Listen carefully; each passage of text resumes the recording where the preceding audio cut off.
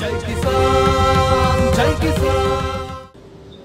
డబ్బు లేకపోయినా ఓ 10 మందిని పోషించాలి, డబ్బు లేకపోయినా ఒక 80 మందిని పోషించాలని ఇన్ని అకౌంట్లు నాకున్న 14 అకౌంట్లు ఫ్రీజ్ అయినా ఎవరైనా ఆపగలుగుతున్నారా? ఎవరు ఆపలేరు. అందుకే 42 పాటలు రాశారు ఈ మధ్యని. మరి మీడియా వాళ్ళ సపోర్ట్ ఉంటే రోజుకో పాట రిలీజ్ చేసేస్తాం. మీ సపోర్ట్ లేకపోతే మేము ఎంత రిలీజ్ చేసినా సుఖం లేదు. అందుకనే దేవుణ్ణి ప్రార్థిస్తున్నాను. నమ్మండి నమ్మకపోండి, లైఫ్లో ఒక అబద్ధం ఆడలే. ఉదయం 4 గంటల 15 నిమిషాలకి మోకరించి కన్నీటితో ప్రార్థించారు. నా భార్య అమెరికా నుండి ఇక్కడే ఉంది కనుక వచ్చి విశాఖపట్నం బిల్డింగ్లోనే నాప్కిన్ లేకపోతే టాయిలెట్ పేపర్ తీసుకొచ్చి నాప్కిన్ ఇచ్చి నా కళ్ళు తుడుచుకోమని అంత ఏడ్చాను. ఈ రాష్ట్రం కొరకు, ఈ దేశ ప్రజల కొరకు.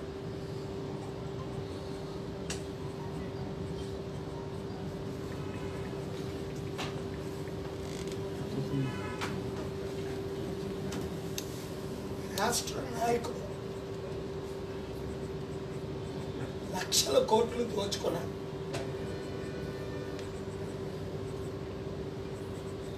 నా కన్నీరు దేవుడు చూస్తున్నాడు. నేను రాజకీయాలకు వచ్చింది పదవి కొరకు కాదు, డబ్బు కొరకు కాదు. డబ్బు ఎక్కడ ఉందో తెలుసు.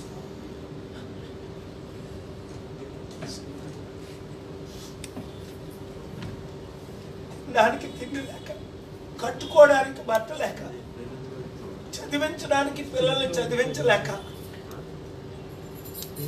వాడడానికి మందులు లేక, ఉండడానికి ఇల్లు లేక, యునైటెడ్ నేషన్స్ లో మానవ హక్కుల్లో ఈ 5 కనీస హక్కులు ప్రతి వారికి తిండి ఉండాలి,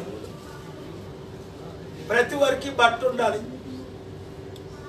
ప్రతి వారికి ఇల్లు ఉండాలి, ప్రతి బిడ్డకి చదువు ఉండాలి, ప్రతి బిడ్డకి ప్రతి కుటుంబానికి వైద్యం ఉండాలి. రాజకీయ నాయకులకు నిద్ర ఎలా పడుతుంది? ఈ రోజు 1,00,000 రూపాయల ఆస్తి ప్రపంచంలో నా సొంత పేరుని ఎక్కడా లేకుండా 3.5 లక్షల కోట్లు ఇచ్చి ఇప్పించానంటే, నా భార్యని ఇంటర్వ్యూ చేయమన్నాను ఎవరైనా. మార్చి 22 నా భార్య అమెరికా వెళ్ళిపోతుంది. ఎందుకు ఛానల్స్ ఇంటర్వ్యూ చేయట్లేదు ఆవిడ్ని?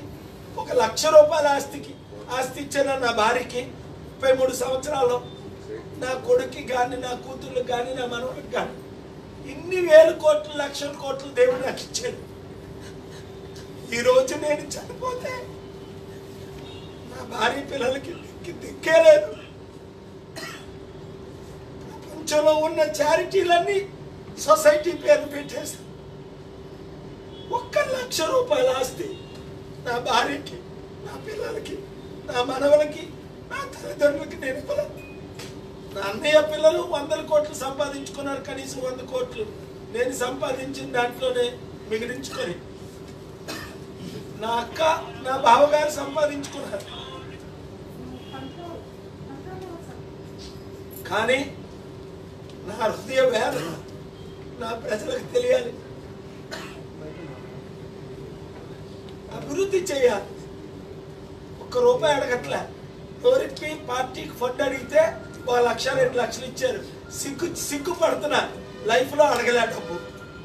37 సంవత్సరాలు రాజాలో ఉన్నా 1 రూపాయి చందా తీసుకోలేదు. అమెరికాలో 14 లక్షలు 17 లక్షలు వచ్చినా చందా తీసుకోలే.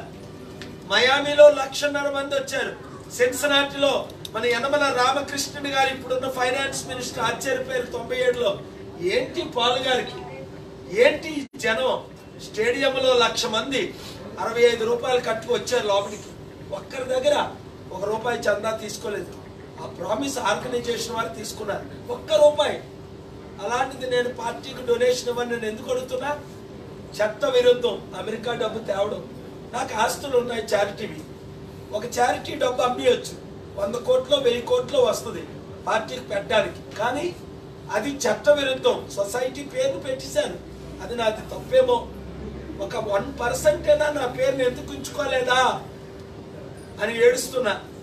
కానీ దేవుడు అంటున్నాడు, వెళ్ళు, నీతో నేను ఉన్నాను, నిన్ను నేను నడిపిస్తాను నా ప్రజల కొరకు. చూసారా, ఇది క్రైస్తవ పార్టీ కాదని రుజువేంటి?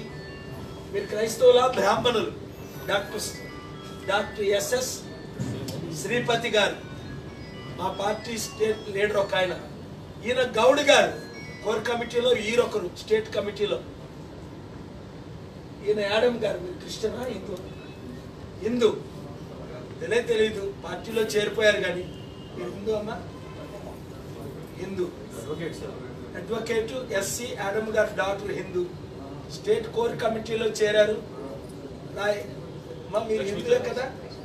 వైశ్య క్యాస్ట్లో అడగలేదు, ఇప్పుడు అడుగుతున్నా. పార్టీలో చేరిపోయారు, పార్టీ కొరకు పని చేస్తున్నారు.